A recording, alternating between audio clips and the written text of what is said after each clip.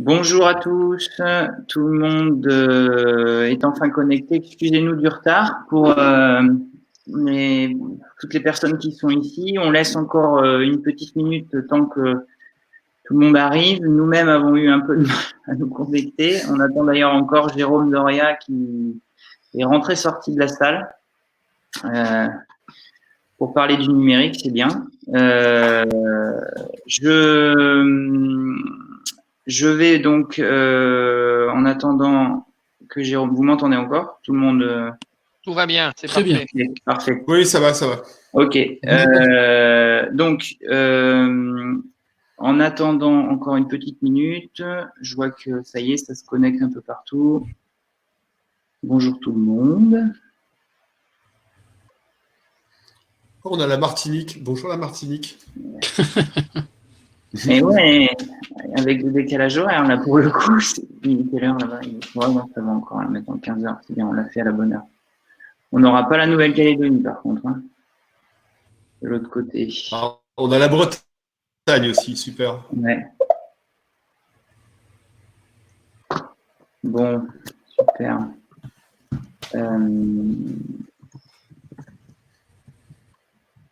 Bon, Jérôme n'a pas l'air d'être encore là. Alors, juste pour que tout le monde, tous les participants, ceux qui n'ont jamais fait de webinaire, notamment avec cet outil Livestorm, on vous explique un tout petit peu très rapidement. Donc, vous voyez que sur votre droite, donc vous avez le chat. A priori, pas mal d'entre vous l'ont déjà trouvé. Il y a une zone de questions, une zone de sondage également, où là, vous allez pouvoir éventuellement poser vos questions. Et si les questions qui ont déjà été posées vous intéressent, pensez à les liker en quelque sorte pour qu'elles remontent. C'est ce qui nous permettra aussi de traiter les questions par ordre de priorité à la fin de nos échanges. Éventuellement, nous mettrons des sondages, je ne sais pas encore, en fonction des échanges, pour avoir votre avis, ce qui nous permettra aussi de faire évoluer les débats. Je vais peut-être du coup commencer. Hein, on va démarrer. Je pense que Jérôme nous rejoindra assez rapidement.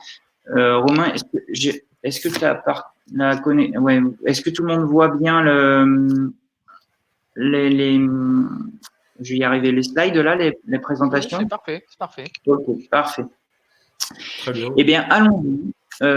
Commençons donc. On va d'abord faire le petit tour de table classique. Je vais le faire rapidement pour qu'on puisse rentrer vite fait dans les débats. Donc Jacques Bally, donc président de Goemio, donc qui est à ma gauche pour moi. Voilà.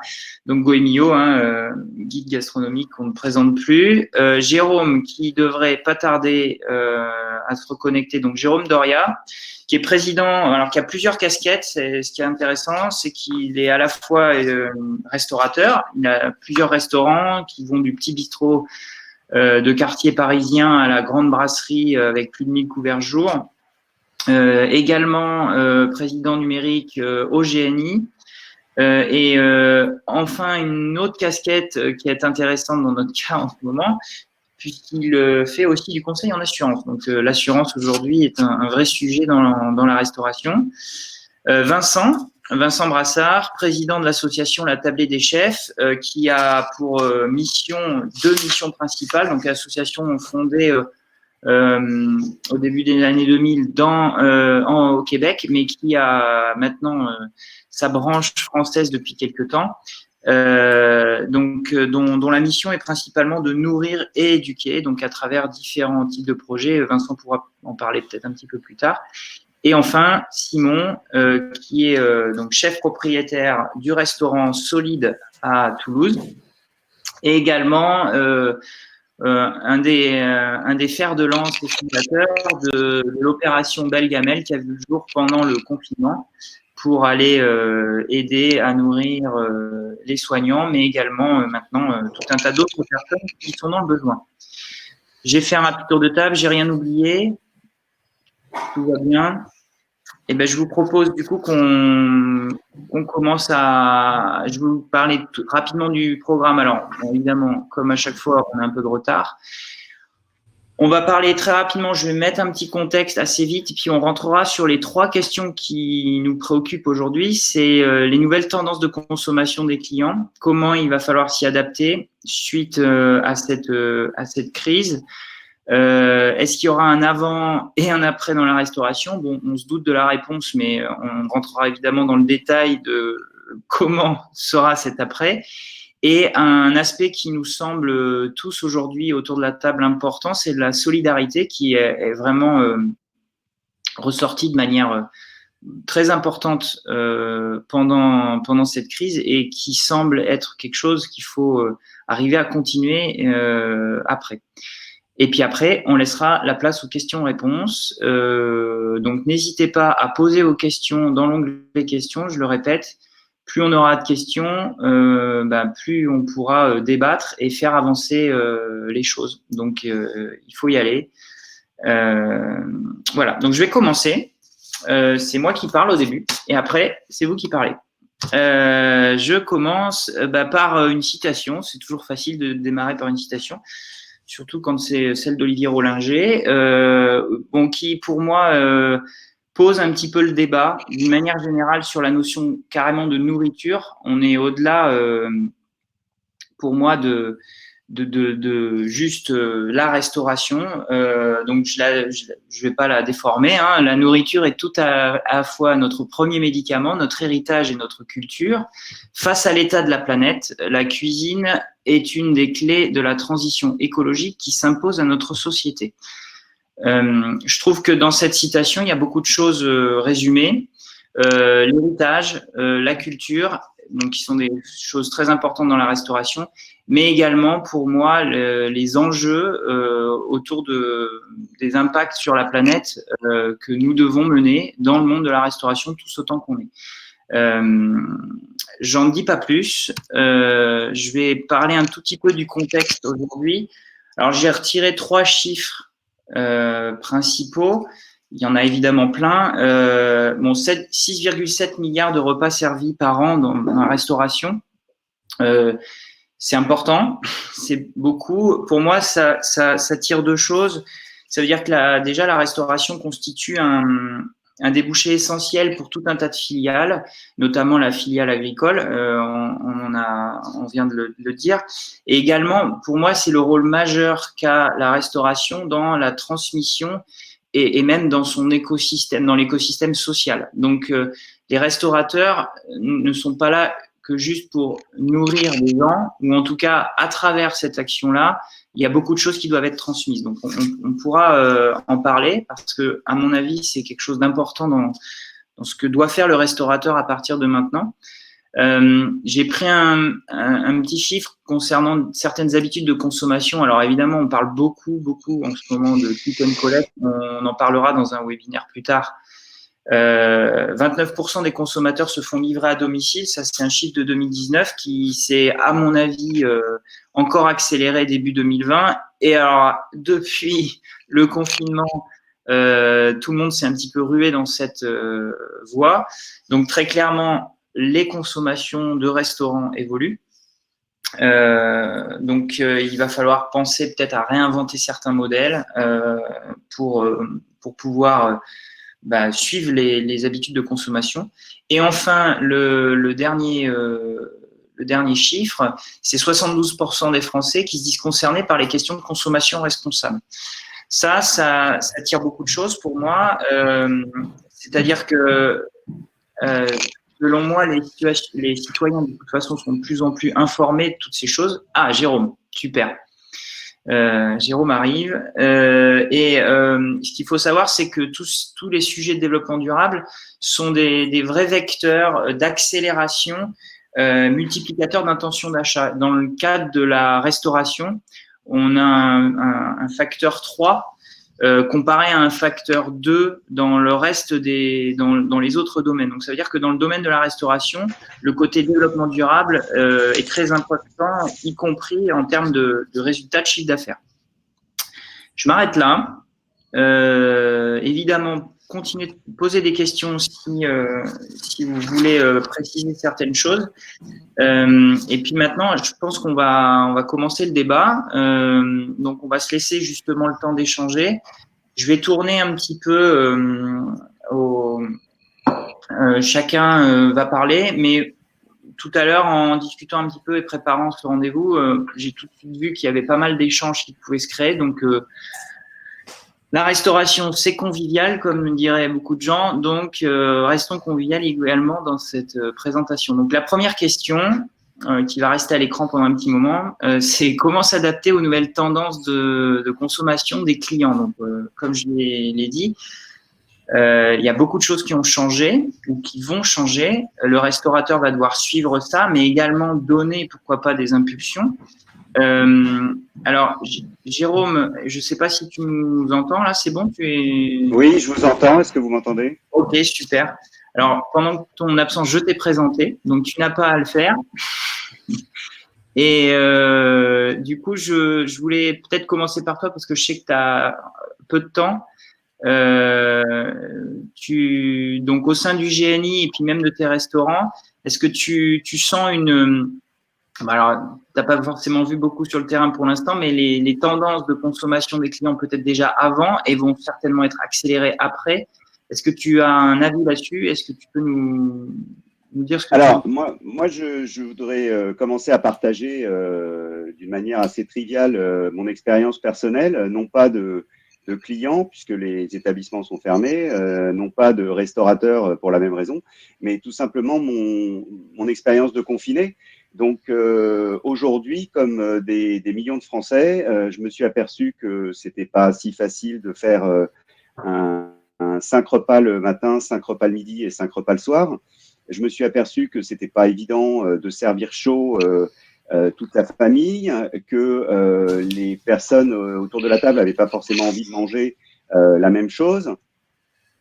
Du point de vue de l'hygiène, il faut mettre le couvert, faire la vaisselle.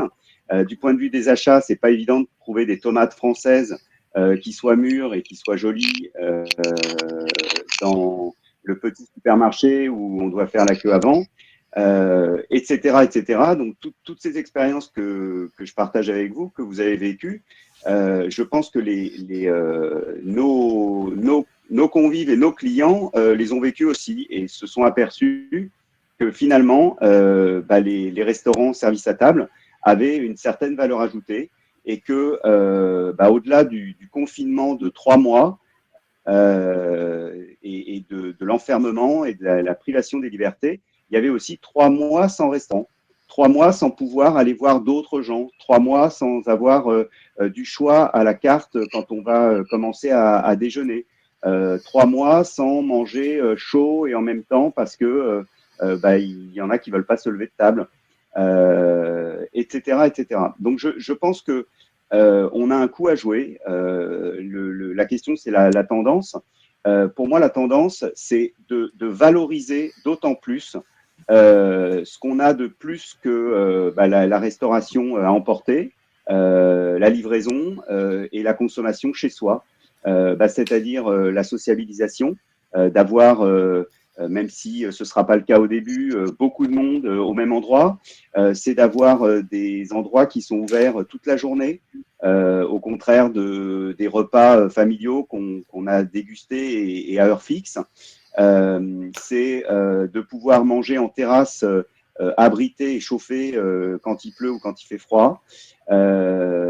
C'est toutes ces choses qui paraissent tout à fait, encore une fois, triviales parce que c'était une habitude, mais qui ils nous paraissent maintenant extrêmement importantes après cette situation inédite. Et puis je terminerai, alors je ne sais pas, tu en as peut-être parlé quand j'étais off, mais moi j'ai 2 chiffres que j'ai eus qui sont dans une étude qui vient de sortir. 70% des interrogés sur un échantillon représentatif souhaitent aller plus au restaurant, autant au restaurant, autant au restaurant ou plus au restaurant qu'avant le Covid. Donc ça, c'est extrêmement positif.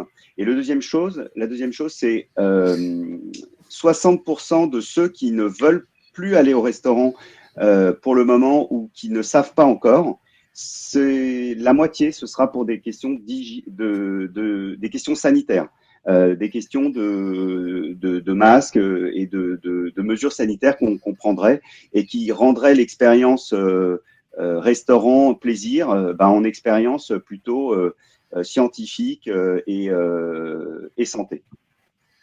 D'accord, ouais, mais c'est vrai que ce sondage, c'est un sondage qui a été remonté. Ce chiffre-là, il vient d'où? C'est un sondage qui sera public demain sans doute, mais je peux pas donner mes sources pour le moment. D'accord, ok, ça marche.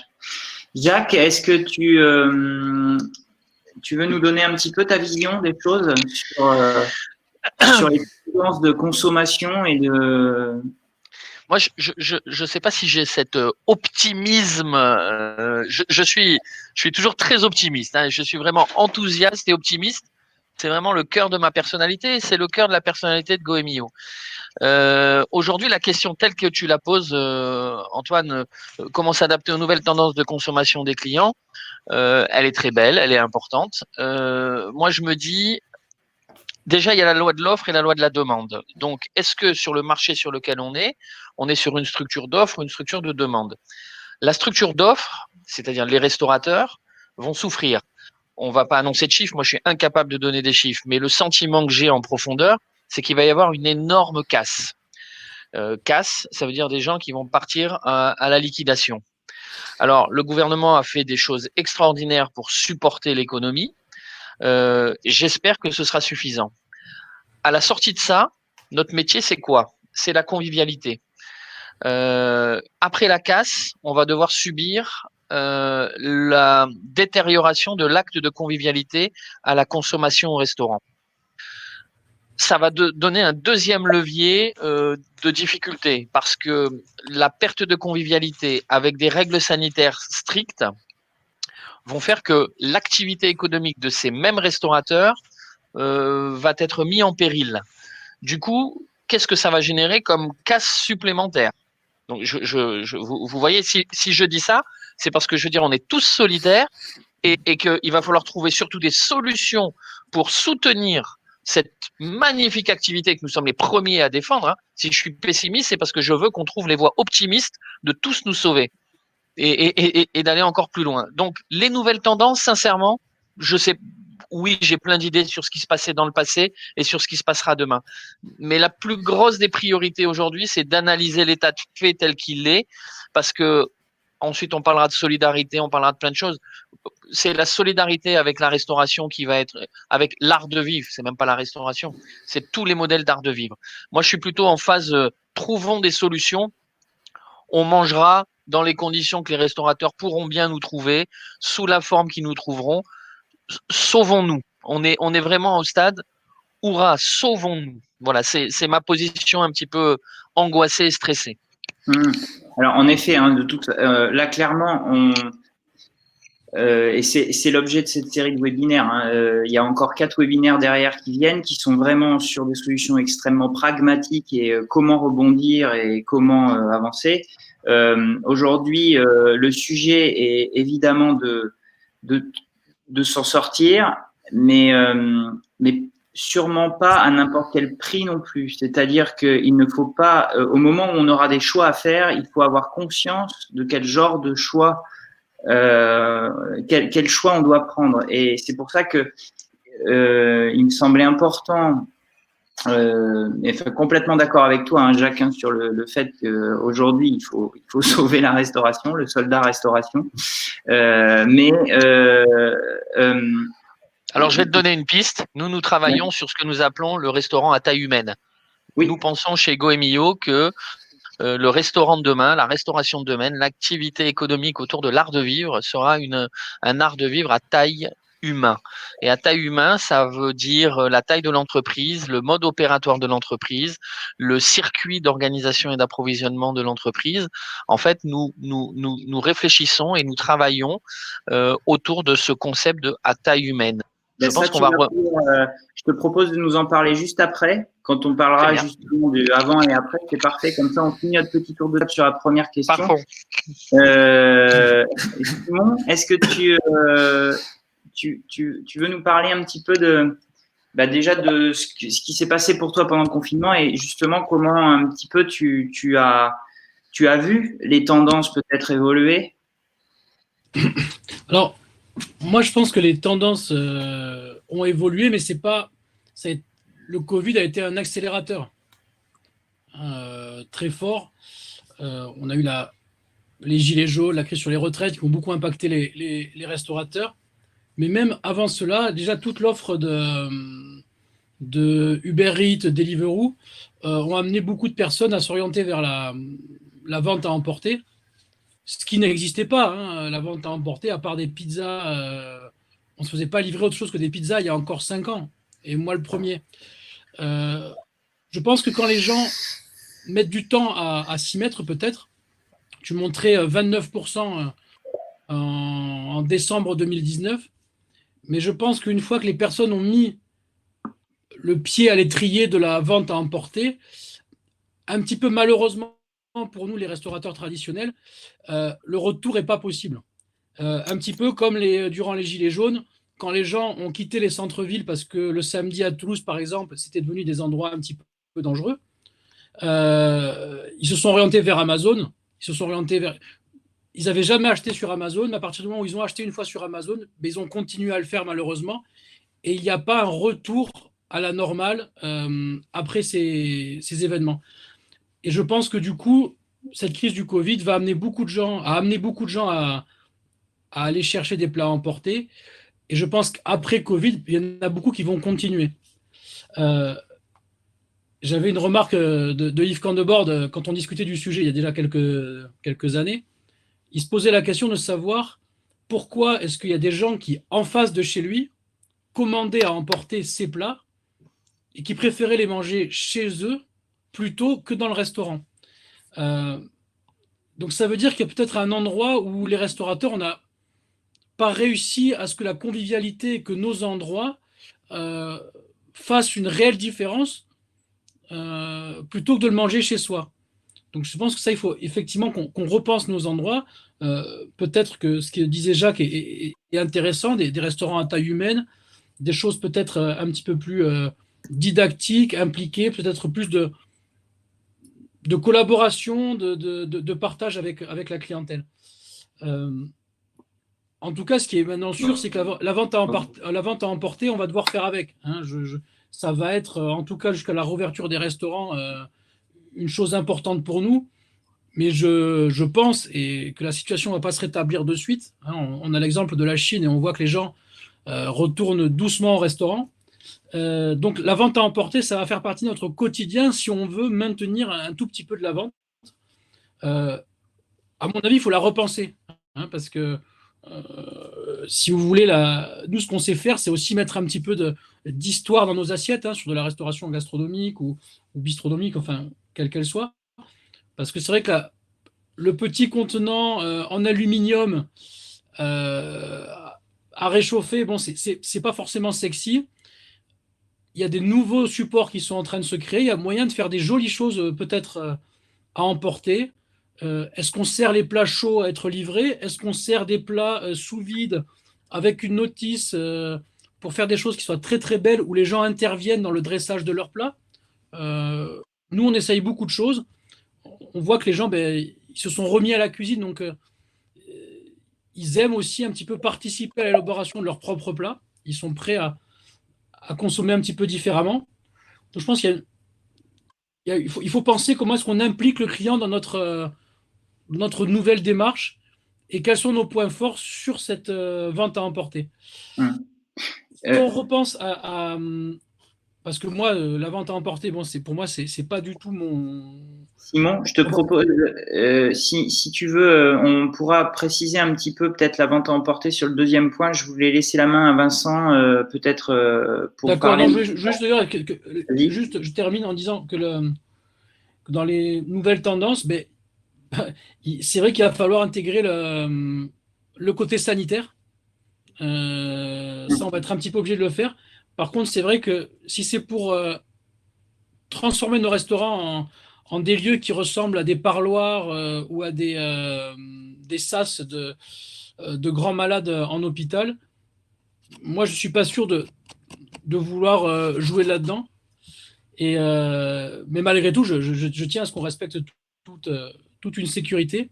Mais c'est vrai que sur ça, il va falloir qu'on soit un petit peu accompagné parce que euh, pour un endroit pour qu'il reste convivial, c'est un petit peu compliqué avec des personnes qui servent effectivement en masque, qui désinfectent entre chaque plat, enfin, qui se parlent à 2 mètres de distance. Euh, je ne sais pas si une réouverture trop tôt des restaurants serait une bonne chose pour éviter que les gens aient cette peur du restaurant, alors que justement le restaurant, c'est un endroit qui doit être rassurant et réconfortant. Vincent, je te propose de nous donner un petit peu ta vision aussi des tendances et puis en même temps, du coup, on va enchaîner dans les mêmes 2-3 minutes sur l'autre sujet qui est très lié. Hein, de toute façon, vous avez commencé de toute façon à l'évoquer, qui est y aura-t-il un avant et un après dans la restauration? On l'a déjà dit. Et rentrer un peu dans le comment, si déjà vous voulez le préciser. Vas-y Vincent, je te laisse déjà parler un petit peu de, selon toi, les tendances. Il y a des choses à rajouter. Ouais. Ok. Bah, les tendances, on a déjà fait un petit peu le tour et on a voilà quelques pistes déjà, mais les tendances, en tout cas, bon, c'est sûr que je rejoins le côté urgent de la situation d'aujourd'hui. Donc effectivement, avant de parler de tendance, il y a déjà l'urgence à gérer pour nos amis restaurateurs, parce que c'est le volet économique hein, qui les soucie beaucoup et on peut le comprendre. Après, moi, la tendance, elle existe. Déjà, on parle de restauration durable depuis un moment. C'est vrai que cette crise, elle nous apprend un truc, c'est que cette crise, elle est avant tout de toute façon environnementale.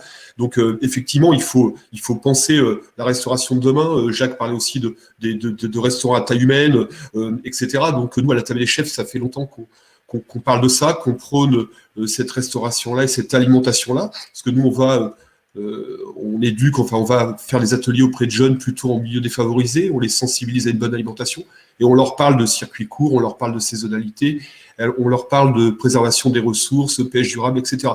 Donc je pense que cette tendance-là, elle est forte. Les générations qui arrivent ou les générations à venir vont être très très sensibles à ça. Donc pour moi, la restauration, effectivement, celle déjà d'avant, mais celle d'après Covid, elle sera obligatoirement une restauration responsable. Alors ça, la restauration responsable, c'est pas, elle n'est pas déconnectée de la convivialité, bien au contraire. Hein. Bien au contraire, c'est-à-dire de savoir les produits qu'on a dans l'assiette, d'où ils viennent, de pouvoir mettre un visage sur, je vais dire une endive, allez, c'est pas le produit phare de la convivialité, mais ce que je veux dire, voilà, c'est vers ça que je pense que les restaurateurs doivent aller. Et c'est pour moi une vraie demande, et tu le disais en annonçant quelques chiffres tout à l'heure, Antoine. Donc voilà un petit peu la tendance. Mais bon, donc il y a ce sujet environnemental, puis aussi le sujet social, c'est aussi ce qu'on prône nous. Et je pense aussi que dans la cuisine, il faut mettre du cœur hein, pour qu'elle soit savoureuse et bonne. Et je pense qu'on a envie de savoir aussi les endroits qu'on fréquente. Moi, je suis pas restaurateur, je suis client, je suis consommateur, mais on parle souvent de consommateur. Et c'est vrai qu'aujourd'hui, si j'ai le choix d'aller dans un restaurant engagé ou un restaurant qui le sera moins, j'irai plutôt dans le restaurant engagé. Et l'engagement, c'est aussi le volet social. Hein. Les restaurateurs prennent des apprentis, prennent des stagiaires, etc. Mais je pense que cette tendance-là, il faut encore l'accentuer pour valider, je veux dire, la transmission, valider la transmission des savoirs hein, sur la cuisine régionale. La cuisine régionale n'est pas obligatoirement obsolète. Hein. C'est une cuisine de bon sens, une cuisine de proximité. Donc c'est un petit peu tout ça. Je pense qu'il faut vraiment grossir le trait et arrêter de faire partout la même bouffe et proposer les mêmes produits.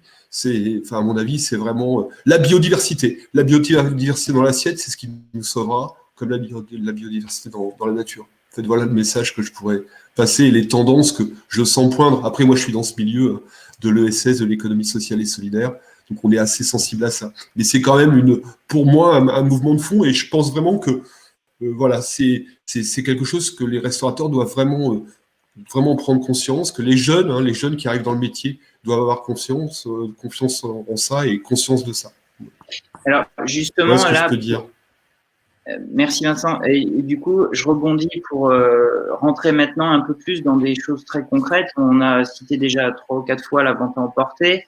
Il y a ce qui a été aussi évoqué, c'est finalement élargir le métier du restaurateur, qui n'est pas juste à avoir à accueillir des gens dans son établissement, mais c'est élargir le scope de la salle et de la cuisine, aller pourquoi pas justement transmettre son savoir chez des gens, hein, puisque ça aussi, ça fait partie potentiellement du métier du restaurateur, soit dans des écoles, soit chez des privés. Ça se voit déjà beaucoup. Hein. Il y a quand même pas mal de chefs qui sont partis aussi vers ça, aller cuisiner à domicile ou autre. Ça fait beaucoup de pistes. Jérôme, est-ce que toi, justement cet après là, quelles seraient les grandes thématiques ou à quoi ressemblerait voilà, je vois que tu as préparé ton matériel. Ah merde. Alors, je vais pas le garder parce que sinon vous allez pas m'entendre. Mais oui, Jacques a dit tout à l'heure que j'étais très très positif et optimiste. Oui, c'est ma nature, comme tous. Moi, j'ai envie d'y croire. J'ai envie d'être solidaire et avec nos aînés et les fragiles. Mais il est clair qu'il va y avoir un certain nombre de contraintes on espère le plus vite possible, qui vont faire que les lieux de plaisir vont devenir des lieux façon NCIS ou les experts. Encore une fois, moi, je pense que notre avant et notre après, au-delà du masque, du gel hydroalcoolique et multiples lingettes, ça va être la valeur ajoutée, ça va être le service, ça va être le contact humain. Je pense pas du tout que l'avenir soit dans la restauration à domicile, la livraison, le click and collect. Tout ça, ça a été, je pense, extrêmement développé parce que tout simplement, il n'y avait plus de lieu de vie et qu'aujourd'hui, ce qui manque, c'est des lieux de vie. Ce qui se passe à Paris autour du canal de l'Ourcq, mais j'ai entendu en province que ça se passait partout, c'est des apéros sauvages. Pourquoi? Parce que les gens ont envie de se réunir, ils ont envie de rencontrer d'autres personnes, ils ont envie d'échanger, même si c'est avec un masque, même si c'est avec une boisson sans alcool. Et ça, jusqu'à maintenant, cette situation inédite, il n'y avait que nous qui pouvions leur donner, les bars et les restaurants. Moi, un petit peu plus concrètement, ce que je vois qui va changer, à mon avis, c'est déjà le regard que la clientèle portera sur les restaurants. Peut-être un petit peu plus de respect pour le travail qui est fait. Moi, par principe, je ne suis pas pour augmenter le nombre de gestes de protection comme des masques, etc. En salle. Pourquoi alors, si on me les impose, évidemment que je les effectuerai. Mais le restaurant aujourd'hui est un lieu où l'hygiène est la priorité numéro 1. Je vous rappelle qu'on doit tous être titulaires d'une formation HACCP, renouvelée tous les 2 ans. Je vous rappelle que notre chef de cuisine doit avoir une formation à l'école hôtelière, etc., etc. Et je vois mal aujourd'hui comment on pourrait améliorer encore nos conditions d'hygiène sans laisser entendre aux clients qu'avant c'était pas bien nettoyé, les tables n'étaient pas bien désinfectées, les assiettes pas bien lavées, etc., etc. Donc il faut faire très attention à la manière dont on va mettre en place les gestes barrières et le plan sanitaire, quel que soit ce qu'on va nous imposer, pour éviter de laisser entendre qu'avant, on n'était pas dans de bonnes conditions d'hygiène. Les autres points un petit peu plus précis, c'est qu'est-ce qui se passait avant, qu'est-ce qui va se passer maintenant. Nous, pour pouvoir faire autant de couverts par jour avec 2 fois moins de place pour aller dans le dur du plan sanitaire, il va falloir qu'on étende nos services. On est un des seuls pays du monde à pratiquer le service à la française, donc on déjeune entre midi et 14h, on dîne entre 19h30 et 22h. Il va falloir penser à étendre un peu ce service, à avoir des créneaux un peu plus larges, à proposer aux clients de réserver peut-être à 18h30 ou à 11h30, de manière à ce qu'ils puissent prendre le temps de déjeuner et laisser la place d'une manière solidaire aux clients d'après. Je pense qu'il y aura peu de place en juin, juillet, août pour les walk-in et les personnes qui vont venir sans réservation. Donc ça, c'est plutôt bon pour Guest Online, et tant mieux. Mais je pense que si les clients veulent avoir une place et dans le respect des gestes barrières, il faudra qu'ils réservent. Il faudra qu'ils soient à l'heure. Si avant, on laissait une demi-heure, trois quarts d'heure un client en retard avant de lui dire, là, peut-être, il faudra lui envoyer un SMS 10 minutes avant pour lui dire dans un quart d'heure, votre table n'y sera plus. Parce que sinon, non seulement on perd le couvert, mais en fait, on perd 2 fois le couvert puisque on ne sera peut-être pas autorisé à prendre des personnes comme ça en direct et à les laisser faire la file d'attente dehors. Est-ce que vous pensez, les uns et les autres, là, je m'adresse un peu, parce que c'est des choses qu'on voit, on commence à voir un peu, d'anticiper justement au moment de la réservation, un sujet que nous on connaît, carrément ce qu'on va manger.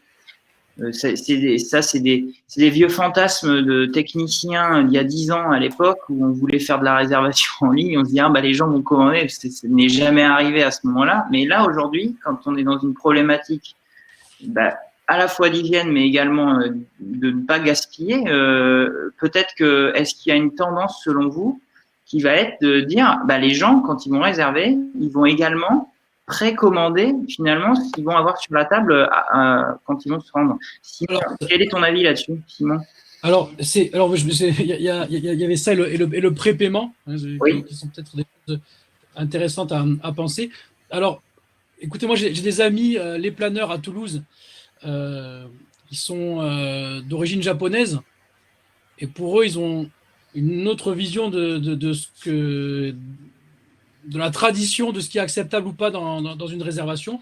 Et eux, par exemple, ils n'hésitent pas à vous dire qu'est-ce que vous allez manger. Enfin, par exemple, s'ils ont déjà beaucoup de couverts qui ont réservé un menu dégustation, ils nous disent « Ah, Simon, tu vas à menu dégustation? C'est compliqué. » Parce qu'ils ont une optique très tournée vers justement vers le client, la satisfaction du client, et de lui demander à l'avance ce qu'il va choisir. Ce n'est pas tant pour eux un confort, mais c'est vraiment dans l'idée de permettre le meilleur service possible au moment où les gens arrivent.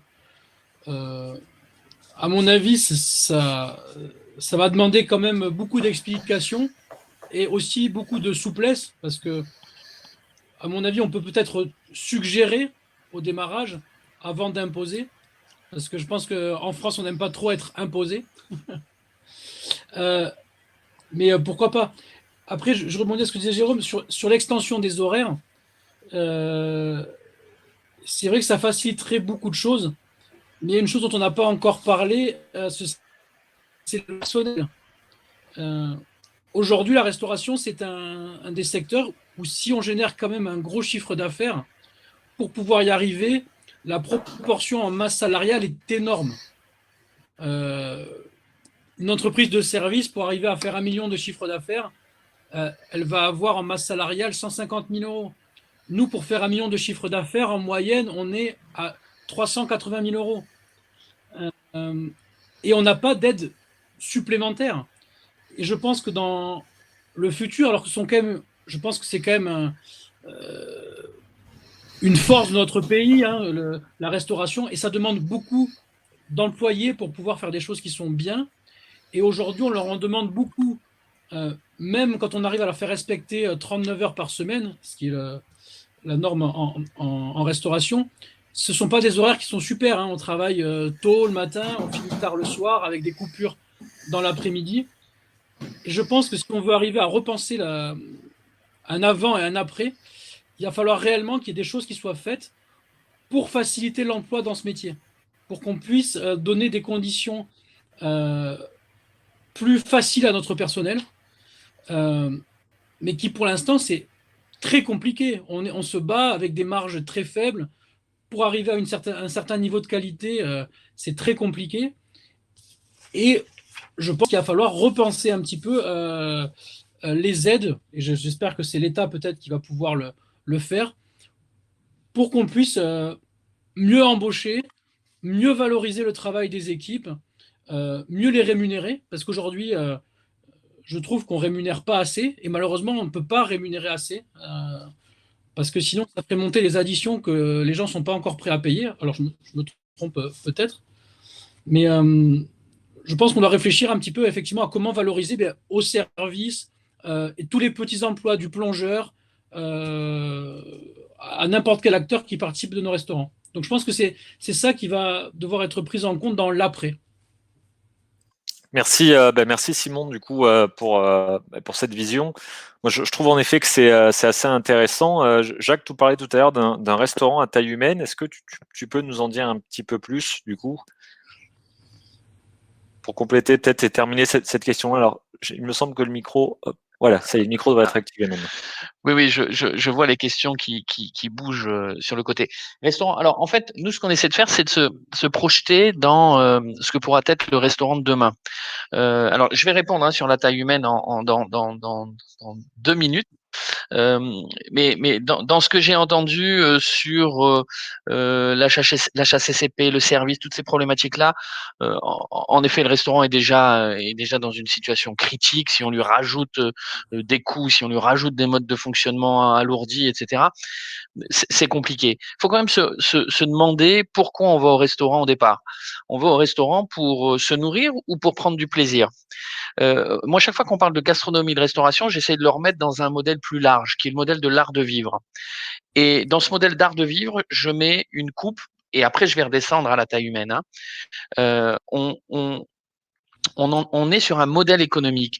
Vous savez qu'il y a eu une accélération du temps passé au restaurant. Nous, les Français, comme certains pays, on passait beaucoup de temps au restaurant. Or, ce temps s'est réduit, principalement à midi, sous la pression en fait d'un modèle économique que je défends. Le modèle libéral, je ne l'attaque pas, mais en fait, c'est le modèle libéral venu de contrées où le temps de travail était l'effet de levier le plus important de la rentabilité économique et où il fallait que les salariés mettent le moins de temps possible à manger. Et on mettait même des sauces sur des produits pour qu'ils soient plus rapidement bons et pas forcément bons à manger chaud ou assez chaud. Nous, notre art de vivre, c'est le modèle du bien manger. On a envie de bien manger. Et je pense que ce modèle d'art de vivre, il faut qu'on le défende coûte que coûte. Alors, je suis conscient qu'il y a une véritable problématique aujourd'hui sanitaire. Alors, dans ce cadre-là, on a essayé de réfléchir à comment on arrivait à donner une nouvelle dimension au restaurant pour qu'il reste dans le cadre de ce modèle d'art de vivre et de ce modèle culturel. Je rappelle, modèle qui a fait le rayonnement de la France, parce qu'on est toujours dans un cadre global. Ce rayonnement de la France qui fait venir des touristes, qui fait venir une consommation qui fait 15 à 20% du PIB, enfin, qui sont des emplois non délocalisables.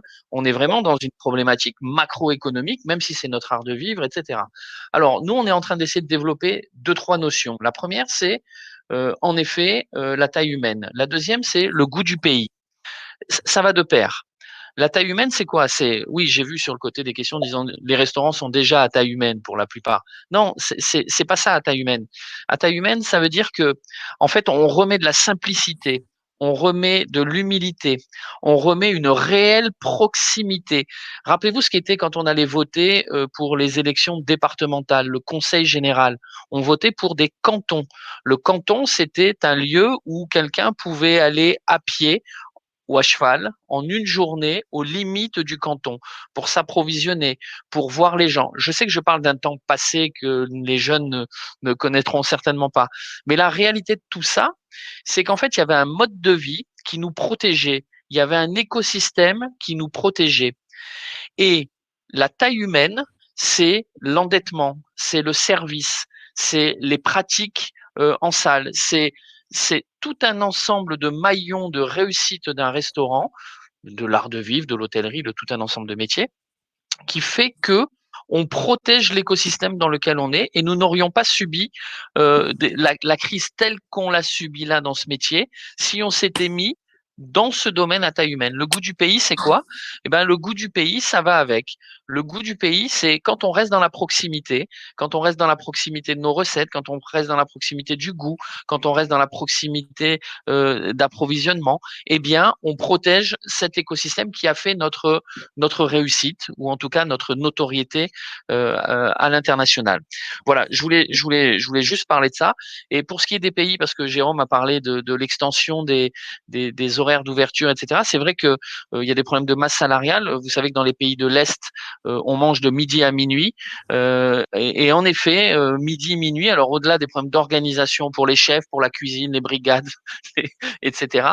Mais il y a des rythmes sociaux qui ont évolué et les gens vont au restaurant sur tous ces créneaux-là. Hein. Il y a des pays où on mange de midi à minuit. On va au restaurant quand on veut. C'est une vraie piste. Je ne sais pas si la restauration arrivera à s'adapter, mais quand ça a marché, les restaurateurs il y a moins de charges sociales dans les pays qui font ça. Voilà, je dis juste ça. Il y a moins de charges sociales dans les pays qui font ça. Je voulais juste intervenir pour préciser ce que disait Jacques. C'est pas seulement vrai dans les pays de l'Est, ça a été vrai pendant tout le confinement. Les livraisons Deliveroo, par exemple, ont été étendues d'1 heure avant et 1 heure après. Les délais de livraison étaient tellement longs que les gens étaient prêts à commander pour 17 heures pour le dîner ou alors à commander à 17 heures pour 22 heures, pour dîner à 22 heures. Donc, s'ils l'ont fait pendant cette période de confinement, il n'y a pas de raison qu'ensuite, ils ne prennent pas des habitudes un petit peu différentes. Et ça nous permettra, nous, restaurateurs, d'aller manger dans des horaires de services différents et peut-être pouvoir découvrir la cuisine de nos voisins qui, malheureusement, nous est interdit le reste du temps. Non, effectivement, là, il y a pas mal de… Ah, vous m'entendez ou vous ne m'entendez pas? Ouais. C'est bon. Excusez-moi, j'ai eu un petit problème technique, moi aussi. Romain a bien joué la transition là tout à l'heure, c'est parfait. Donc, il y a beaucoup de mouvements, effectivement, dans la façon de voir la profession. Moi, c'est ce que j'entends. Dernier point, rapidement, avant de passer aux questions, parce que l'heure tourne, même si on a démarré en retard, c'est vraiment… le but n'est pas non plus d'y passer l'après-midi. On pourra évidemment revenir dessus plus tard, mais… donc, un des gros sujets de cette crise, ça a été la solidarité, d'une manière générale, qui pour moi est une valeur forte de la restauration. Comment, selon vous, on peut garder ça et peut-être même l'emphaser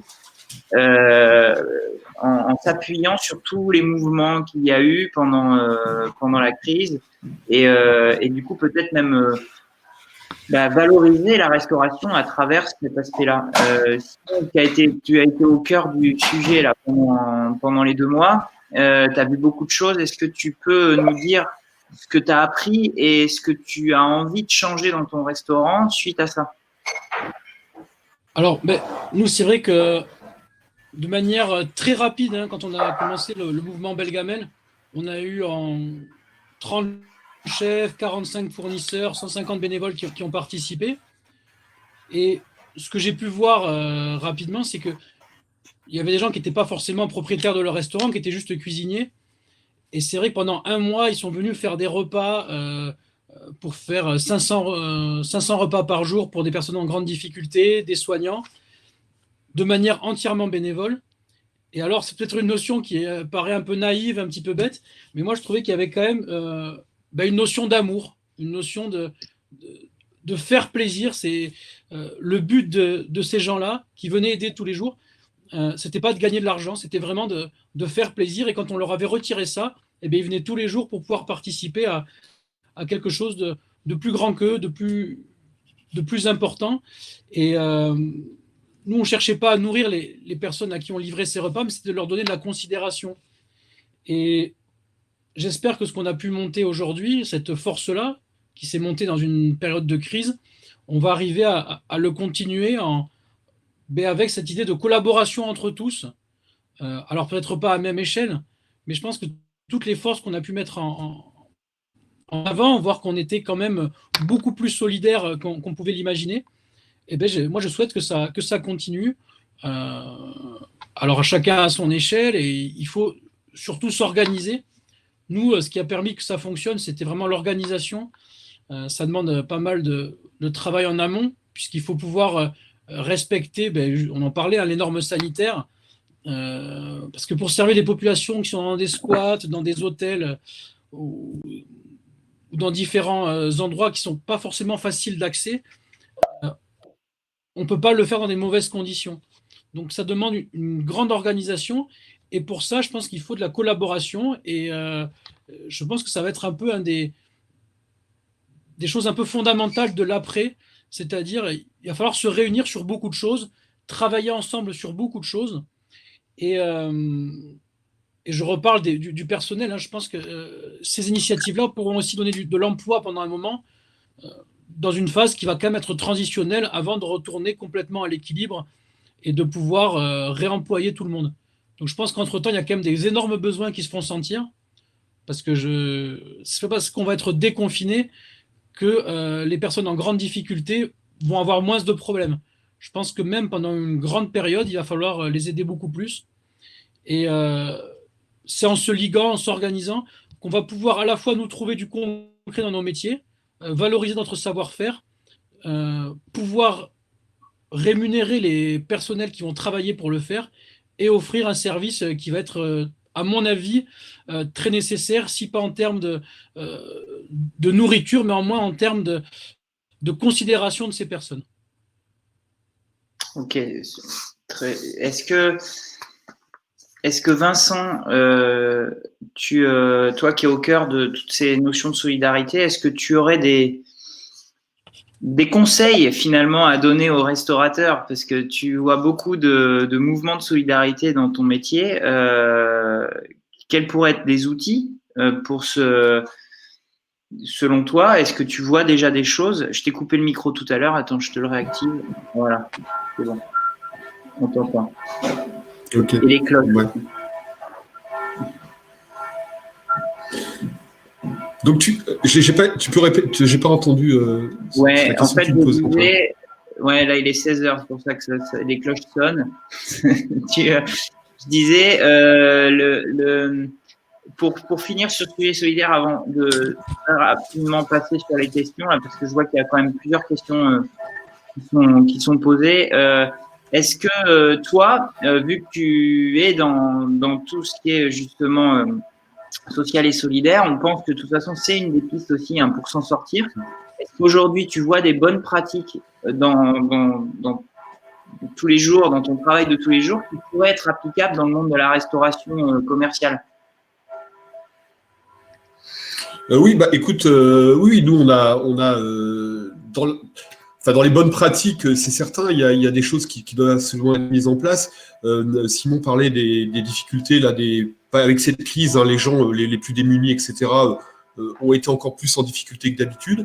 C'est avec tout le soutien qui a pu être donné par ces initiatives de chefs pour préparer des plats et distribuer ces plats et venir en soutien à l'aide alimentaire, ça a vraiment été extrêmement apprécié. Nous, on a mis ça en place sur Paris. Et c'est vrai que, mais moi je le savais, parce que ça fait longtemps qu'on travaille avec des chefs engagés. Ce qu'il faut, c'est pouvoir, nous, maintenant c'est une certitude et on le fait déjà depuis longtemps, c'est donner un petit cadre, c'est-à-dire une organisation. C'est-à-dire qu'en fait, on est face à des gens qui veulent s'engager, qui sont très très heureux de pouvoir le faire, mais qui ont parfois peu de temps enfin, c'est très variable. Et en fait, ce qu'il faut pouvoir, nous, ce qu'on va s'efforcer à faire, c'est pouvoir donner l'opportunité à tous ces chefs qui ont mis un premier pas avec cette crise dans ces actions-là. C'est pouvoir leur donner l'opportunité de venir à un moment, une fois par mois, 2 fois dans l'année, autour d'actions qu'on organisera. Donc c'est ça. Ce qu'il faut, c'est une organisation. Ce qu'il faut, c'est un petit peu mutualiser toutes les envies d'engagement qu'on peut trouver dans le métier. Et je pense qu'avec ça, on peut aller assez loin. Je discutais tout récemment avec Jean-François Archambault, qui est le fondateur de l'association au Québec. On réfléchit à la mise en place d'une réserve culinaire, comme il y a aujourd'hui une réserve sanitaire ou une réserve citoyenne. C'est-à-dire, en fait, de pouvoir avoir, par notre réseau, par les chefs prêts à s'engager, pouvoir à un moment, peut-être, dans le cas d'une crise comme celle qu'on vient de vivre, appuyer sur un bouton et activer en quelques heures, en quelques jours, très rapidement, en s'appuyant sur ce qu'on a vécu. Voilà, pouvoir avoir une réaction saine et positive en proposant ce qu'on a fait, hein, c'est-à-dire des cuisines de restaurants qui se sont mis au diapason et qui ont ouvert voilà, qui ont ouvert leurs portes pour qu'on puisse venir cuisiner, des lieux qui normalement sont des lieux de spectacle ou d'événements qui se sont ouverts à nous pour pouvoir nous installer et cuisiner des plats pour l'aide alimentaire. Donc ça, c'est vraiment, je pense, une chose voilà, sur lequel on va pouvoir travailler encore plus. Et puis voilà, je pense que c'est vraiment ouais, non, c'est vraiment autour de ça. Et moi, je suis quand même plein d'espoir pour voilà, pour développer ce volet solidaire dans des métiers où de toute façon la solidarité existe déjà, hein. Je veux dire, la cuisine, c'est un métier d'équipe, c'est un métier d'entraide, et je pense qu'il faut pas louper ça. Il faut surtout pas l'oublier. C'est-à-dire que c'est pas parce que demain les restaurants vont réouvrir, etc. Il faudra vraiment garder ça en mémoire et continuer de travailler. Merci. Je propose maintenant, voilà, on a démarré avec 10-15 minutes de retard, donc on les a pas rattrapés, ça c'est clair. 16h05, on se donne jusqu'à 16h15 pour répondre à quelques questions. La première qui a reçu le plus de votes, c'est celle de François Xavier qui, effectivement, on parle de cette fameuse date de réouverture en disant avant d'annoncer la réouverture, ne faudrait-il pas tout d'abord s'assurer de la rentabilité de l'établissement avec les consignes sanitaires imposées? C'est évidemment une question que beaucoup de monde se pose. Moi, j'aurais bien aimé entendre ou Jacques ou Jérôme là-dessus, parce que vous entendez beaucoup de restaurants. Je sais qu'il y a pas mal de restos qui disent moi je réouvre pas tant que les conditions sont pas correctes. Pas mal de restos que j'ai eu au téléphone moi me disent moi de toute façon je réouvrirai pas avant septembre. Jacques, est-ce que tu as déjà un avis là-dessus et comment, même si Oui, évidemment la décision,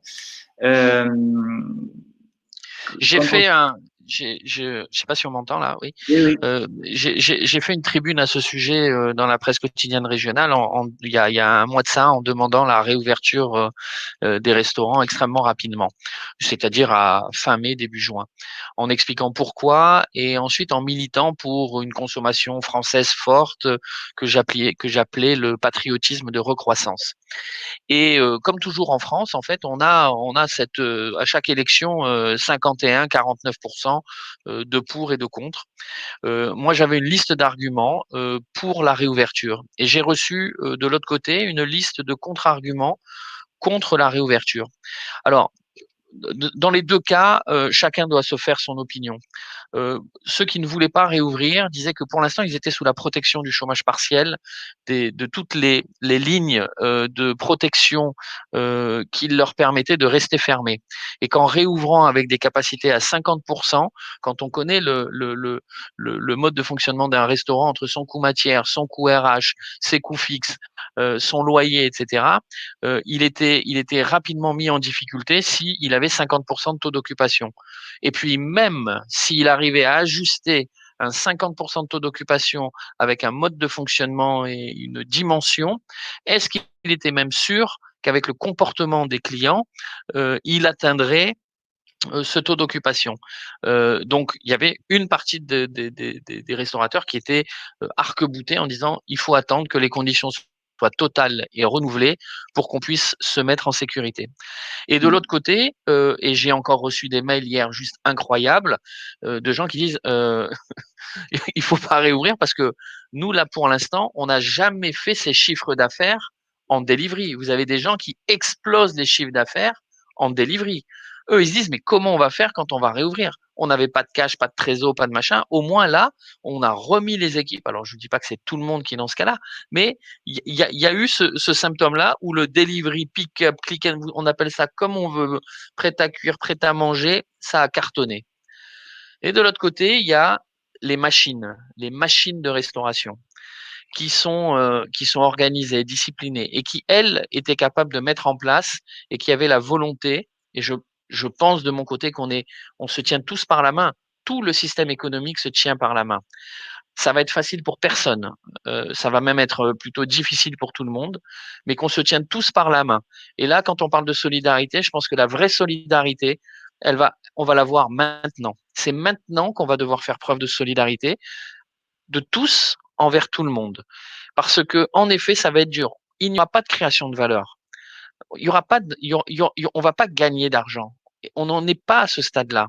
On est au stade de sauver les entreprises, sauver l'activité, sauver les emplois. Et réouvrir, ça le permettait. Pour moi, c'était ma vision. On réouvrait pour sauver. Pourquoi? Parce que l'État n'aura pas les moyens. C'est vrai qu'il crée de l'argent, il crée de la dette, mais enfin, la dette, c'est nos enfants. Hein. Enfin, moi, j'ai des enfants, vous avez des enfants. Quelqu'un paiera un jour ou l'autre.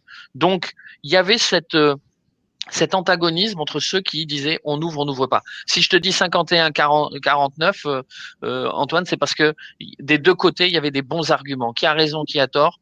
Je ne sais pas. Mais moi, en tout cas, à titre personnel et pour Goemio, on milite pour une réouverture rapide des restaurants.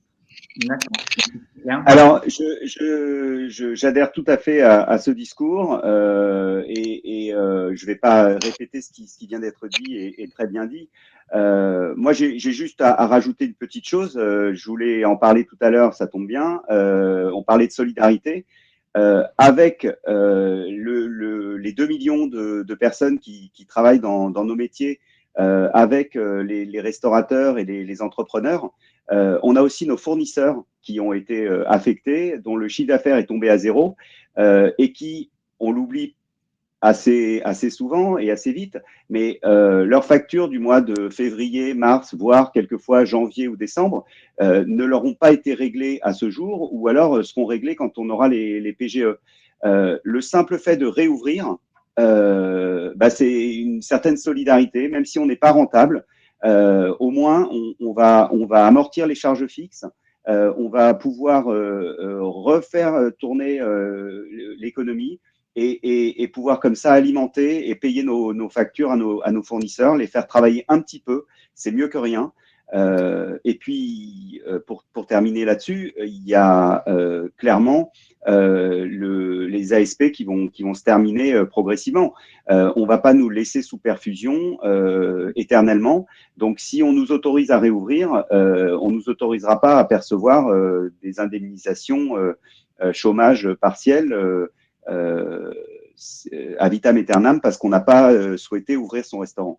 Donc, il faut réamorcer la pompe, il faut rouvrir et dans les conditions dans lesquelles on va nous obliger à rouvrir. Effectivement, on n'aura peut-être pas le choix là-dessus. Alors, je passe toutes les conditions sanitaires, etc. Il y a beaucoup de questions sur le sujet, mais c'est vrai que c'est un débat à part entière. Juste là, dans les 5 minutes qui nous restent, ça a été évoqué du coup tout à l'heure. On a parlé de chef à domicile. C'est une des éventualités. Il y a certains restaurants qui se posent la question d'une forme de reconversion vers ce genre de choses. Donc, Romain a posé cette question. Que pensez-vous justement du chef à domicile? Simon, tu peux peut-être en parler du coup. Est-ce que c'est quelque chose qui t'a titillé? Et tu le fais peut-être déjà, je ne sais pas. Et est-ce que c'est quelque chose qui, selon toi, est une bonne piste? Ah, t'as pas ton micro. Voilà. Ah, pourquoi je mets mon micro? Oui, alors, je ne sais pas si c'est une bonne piste. Pour certains, oui, qui le font déjà, mais moi, si tu veux, j'ai besoin d'avoir une équipe, c'est dans ça que je m'épanouis. Alors après, le faire de manière ponctuelle, pourquoi pas, mais l'objet de mon travail, c'est vraiment le restaurant. C'est pas juste faire à manger. Après, en cela, en plus, le cuisiner à domicile, ça va être réservé quand même à une élite, parce que par rapport à ce que moi je fais, je dois faire payer 150 € par personne. Ça devient quand même réservé vraiment à un public très restreint. Et moi, j'ai toujours voulu penser mon restaurant pour pouvoir donner un accès à la gastronomie de manière facile, didactique, que personne ne se sente euh, oublié des codes ou gêné par toute une certaine forme de pesanteur qui peut exister. Et à part dans certains cas, donc ça m'arrive de le faire et je vais le faire pour certaines personnes, mais c'est plutôt dans des personnes que je connais, parce que sinon, je suis pas sûr que je m'épanouirais bien là-dedans et que ce soit sain de manière économique. Ben, c'est sûr que si tout le monde se met à faire de chef à domicile, il n'y aura pas assez de domicile. Il y a de fortes chances, en effet.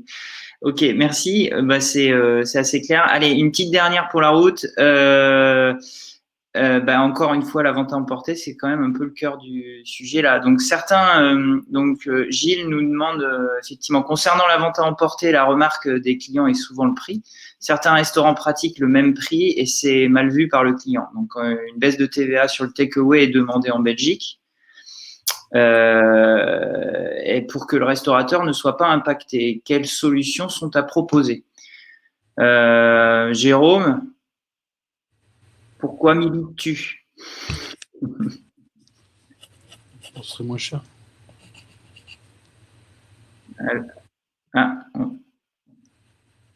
Vas-y. Si pourtant, tu n'as pas ton micro.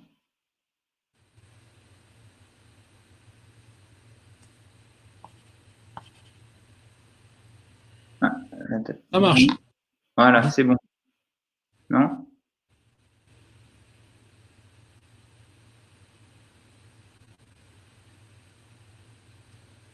On est suspendu à tes lèvres, là, Jérôme.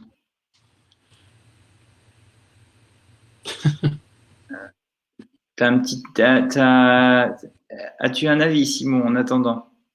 Toi, la partie. Alors, mais par rapport au coût, le truc, c'est que Ouais, le prix. selon les outils qu'on a, pour faire de la belle vente à emporter, il faut aussi des jolis contenants. Nous, après, le coût, ça a toujours été simple, hein. C'est par rapport aux produits qu'on utilise, qui sont des produits effectivement de très grande qualité. Et au bout d'un moment, même si vous faites à emporter, ça vous demande de mettre sous vide, d'utiliser des contenants qui ont un coût. Et moi, j'ai pas remarqué quand je fais mon calcul à la fin bon, à part que je le fais seul, mais bon, ça, de le faire seul, ça demande de travailler beaucoup. Et donc, je vois pas pourquoi est-ce que ce serait moins cher à emporter, parce que moi, globalement, ça me coûte pas moins cher. Clairement, il faut remettre en branle un restaurant, on utilise du gaz et finalement qu'on fasse 20 plats à emporter ou un service pour 45 au restaurant, les coûts fixes sont les mêmes. On paye le même loyer, on paye donc dans l'économie globale, je vois pas pourquoi c'est moins cher. Et au contraire, moi je milite pour un retour dans les restaurants et je pense que c'est ça notre cœur de métier. Est-ce que vous m'entendez maintenant? Oui. Oui. Pardon. Bon, allez, vas-y. On t'écoute et c'est toi qui as le mot de la fin. Tu réponds à la question et on pourra conclure. Voilà. D'accord. Alors, je ne sais pas ce qui vient d'être dit, donc je ne voudrais pas répéter. Moi, mon sentiment, c'est que tout service ou tout produit a un prix. Qu'aujourd'hui, on a habitué les clients à ne pas leur faire payer la totalité de la livraison, puisque c'est une commission qui est prise sur le plat au restaurateur par les livreurs. On les a habitués à faire des discounts quand on vendait à emporter parce que soi-disant ça coûtait moins cher aux restaurateurs toujours.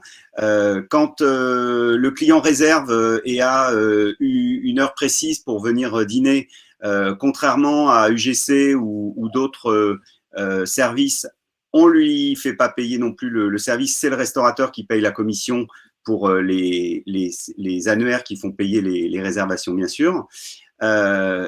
moi, je pense que, au contraire de faire un discount et d'essayer de rendre moins cher et de faire payer l'État là-dessus, donc nos impôts, je pense qu'il faut que le client soit conscient qu'à partir du moment où il bénéficie d'un service supplémentaire, que ce soit le click and collect, la livraison ou la réservation, il faut qu'il paye le prix du service.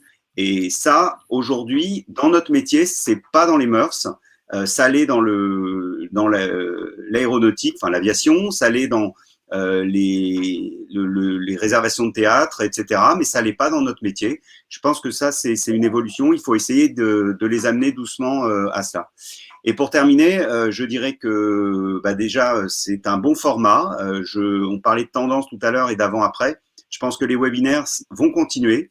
Que les sujets sont intéressants, que la plupart du temps, il y a des gens de valeur. Et qu'on peut avancer et discuter ensemble et essayer de répondre aux nombreuses questions qui sont posées sur le côté. Donc, je vous invite à me contacter. Je pense que Guest Online donnera nos coordonnées, mais moi, je suis disponible pour organiser des webinaires ou même juste des discussions téléphoniques. Et vous pouvez me trouver sur mon profil LinkedIn. Bon, super. Effectivement, hein, le but, c'est d'engager des discussions, comme je le disais en introduction, d'échanger et de trouver des solutions ensemble, puisqu'on l'a assez rabâché, la solidarité et voilà, en plus, voilà, nickel. C'est parfait. Donc c'est le début. On a encore, de toute façon, 2 semaines a priori à tenir. Bon, ça n'a pas vraiment été annoncé tout à l'heure par le gouvernement. On ne sait toujours pas vraiment si c'est le 2 juin ou pas, la réouverture. Donc, nous, on a prévu en tout cas de vous donner rendez-vous. Alors, je crois que je les ai remis sur… voilà. Vous les avez. De toute façon, toutes les personnes qui sont ici recevront des mails pour leur rappeler les prochains sujets. Donc là, on sera très pragmatique. Donc les fameuses normes sanitaires qui ont été évoquées dans pas mal de questions, on en parle le mardi 19 avec des maîtres d'hôtel, des gens qui sont spécialisés de la salle, pour réfléchir ensemble à comment on va pouvoir mettre ça en place tout en gardant cette fameuse convivialité qui a été évoquée, essayer de trouver des solutions ensemble. La technologie est là aussi pour nous aider. Nous, on est aussi à l'écoute de toutes les bonnes pratiques pour, pourquoi pas, faire évoluer nos solutions technologiques dans le domaine de la foodtech pour accompagner les restos là-dedans. Le lendemain, pont oblige, ce sera le mercredi. Là, ce sera plutôt justement comment concilier la vente à emporter et la fameuse réservation de table qui aura forcément lieu dès la reprise. On va pas juste faire de l'emporter. Donc, il faudra bien réussir à concilier les deux. Donc, comment le mardi 26, comment gérer ces fameux flux de réservation? Forcément, c'est un peu notre spécialité quand même. Avec les contraintes de la réouverture, Jérôme, tu en as parlé tout à l'heure, il va y avoir des changements. Ceux qui ne font pas de réservation vont devoir se poser la question et ceux qui en faisaient déjà vont devoir savoir gérer des taux de remplissage qui vont très certainement varier. Et enfin, le jeudi 28 mai, le dernier de la première série, comment préparer la relance. Et là, on va essayer de voir comment finalement la donnée client qu'on vous rabâche à toutes et à tous régulièrement, d'essayer d'enrichir pour connaître votre client, pour améliorer l'expérience de votre client, peut-être qu'elle va vous aider aussi à relancer ces restaurants grâce à la base de données. Donc là, on sera beaucoup plus dans le concret qu'aujourd'hui, même si aujourd'hui, on a quand même donné des pistes. Donc, on vous donne rendez-vous la semaine prochaine. Reposez-vous bien pour ceux qui pourront se reposer. Et puis, à mardi. Et n'hésitez pas, on mettra des résumés de toute cette conversation avec les points importants. Et on va prendre le temps, évidemment, de regarder toutes les remarques et les questions pour essayer d'y répondre. Voilà. Et on vous mettra les contacts. Il y a un petit truc qui vient de s'ouvrir. Là, on a fait une page spéciale Covid sur notre site qui permet de vous donner une boîte à outils qui recense tout un tas d'outils technologiques qui peuvent répondre à votre besoin. On a fait des audits d'outils click and collect, etc. Pour que vous puissiez aller le plus vite possible dans vos choix d'outils. et également différents types de ressources qui pourront vous aider dans cette reconstruction. Voilà, merci à tous, merci à vous quatre et merci à tous nos partenaires qui ont largement diffusé le webinaire et on va continuer, ce n'est que le début. Merci. Merci beaucoup. Ciao. Merci. Salut. À bientôt. Au revoir. Au revoir.